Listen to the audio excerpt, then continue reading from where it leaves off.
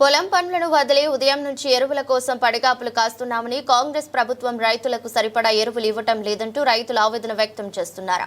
సిద్దిపేట జిల్లా గజ్వేల్ పట్టణ కేంద్రంలోని ఎరువుల విక్రయ కేంద్రం వద్ద రైతులు మాట్లాడుతూ గత 4 రోజుల నుంచి యూరియా కోసం పొలం పనులను వదిలేసి గజ్వేల్లోని ప్రాథమిక వ్యవసాయ సహకార సంఘం వద్ద గల ఎరువుల కేంద్రం వద్దకు తిరుగుతూ ఇబ్బంది పడుతున్నామని అన్నారు. ప్రభుత్వం సరిపడా ఎరువులు ఇవ్వటం లేదని ప్రభుత్వంపై ఆగ్రహం వ్యక్తం చేశారు. ఇంగరెడ్డిపల్లి బీరయ్య మేము 6 గంటలకు వచ్చినాము. అప్పుడు కేసీఆర్ ఉన్నప్పుడు ఇట్లా నిలబడు లేదు, ఎవరి వాళ్ళకు వెంటనే ఇచ్చేసిండు, రైతు బంధు కూడా వెంటనే చేసిండు. ఇట్లా తిప్పలు లేదు, మసాలకు రైతులు ఇబ్బంది పడే పని లేదు. ఇప్పుడు ఎగ్జామ్ చేసుకునేది ఇంటికాడ ఎగ్జామ్ చేసుకునేది ఉంటే ఈడ కావలి కాసుడు ఉంది ఊరియాకు. ఇది ఎవరికి అమ్ముకుంటుర్రు, దొంగతనాన్ని అమ్ముకుంటుర్రు. పోలీసు వాళ్ళు మా కుక్కలు లెక్క రోడ్డు మీదకి నూకేస్తుర్రు. మేము పైసలు ఇస్తలేమా, పుణ్యానికి ఇస్తురా? ఎందుకు మేము ఈడ ఉండి ఇంటికాడ పని చేసుకోకుండా ఈడ ఉండి పండుకుంటూ మాకు అవసరమా? పెళ్ళాం పిల్లలు ఇచ్చిపెట్టి మా భూములు బీడుచ్చుకోవన్నా? ఎందు గురించి మమ్మల్ని ఇట్లా నష్టం చేస్తుర్రు? బయటకు అమ్ముకుంటుర్రు మసాలా, అమ్ముకున్నట్లనే మమ్మల్ని కుక్కలు లెక్క నూకేస్తుర్రు మిట్రోళ్ళని తోలుకొచ్చి. ఎందు గురించి, ఏం అవసరము? మేము కేసీఆర్ ఉన్నప్పుడు మసాలా ఏడ దొరుకుతాడో దొరికింది, తీసుకుపోయినాము. మాకు ఉడికానికి ఇస్తలేరు కదా, డబ్బులు పెట్టి నిలబడితే నూకేస్తారు రోడ్డు మీదకి. ఏం అవసరం ఉంది? అవసరం లేని పని. ధన్యవాదాలు. ఆచారం గజ్జల్ మండలం. మేము 3-4 రోజుల యూరియా గురించి తిరుగుతున్నాము. బుక్లో సీరియల్ పెట్టడానికి కూడా మళ్ళీ తీసేస్తారు. మనిషి క్యాండిడేట్ కావాలంటే ఇప్పుడు మా భార్య నేను తీసుకొస్తే ఆమె ఇవ్వాలి కదా, అట్లా ఇస్తలేడు. ఆమెను క్యాండిడేట్ కావాలంటారు. ఇప్పుడు బుక్ 2 ఇస్తుడు, ఎకరం లోపల ఉంటే 1 ఇస్తుడు. వేరే మండలాలకు కూడా రాస్తారు. మరి ఏ ఊరికి ఆ ఊరికి రాసిస్తే ఆ లారీకి అక్కడనే రాసిస్తే మాకు సరిపోతాయి కదా. ఏ ఊళ్ళో ఆ ఊరికి లారీ పంపిస్తే మాకు సరిపోతుంది. ఇట్లా అన్ని ఊళ్ళలో ఇంటికే తెప్పించి మండలం మొత్తం 30-36 ఊళ్ళు. ఈడ ఎంతమంది ఇది కొట్లాడతామో, ఎంతమంది సీరియల్ పెడతాం.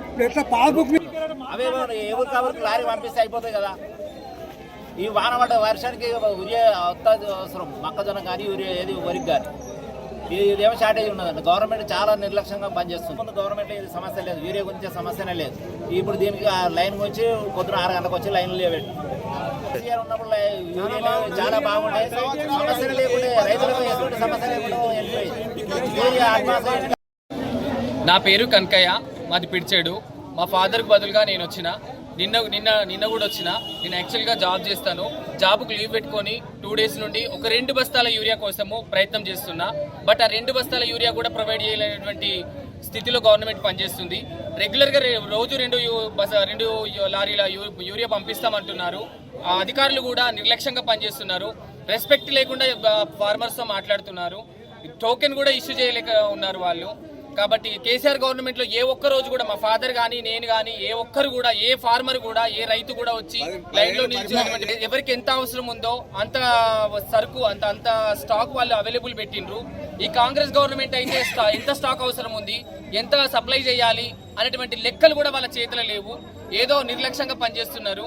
కాబట్టి ఇంతమంది రైతుల టైం వేస్ట్.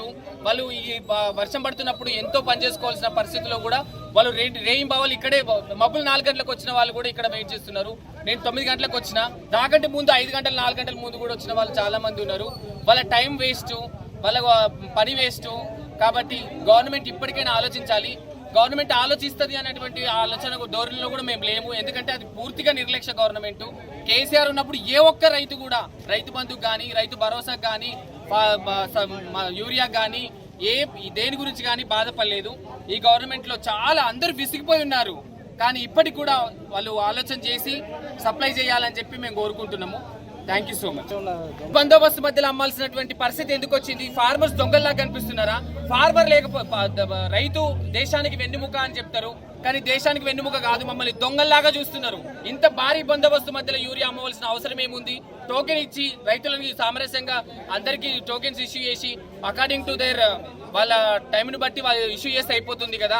అలా కాకుండా వాళ్ళని దోపిడి దొంగల్లాగా పోలీసులను పెట్టి బందోబస్తు మధ్యలో చేస్తున్నారంటే వీళ్ళు ఏదో బ్లాక్ దందా చేస్తున్నట్టు అర్థమవుతుంది ప్రతి రైతు విసిగిపోయి ఉన్నాడండి. మార్నింగ్ టిఫిన్ తినకుండా వచ్చి, అన్నం తినకుండా వచ్చిన రైతులు ఎంత వాళ్ళ ఫేసుల్లో చూడండి, వాళ్ళ ముఖాల్లో చూడండి, ఎంత అలసిపోయి ఎంత నిరాశగా ఉన్నారో చూడండి. Thank you so much.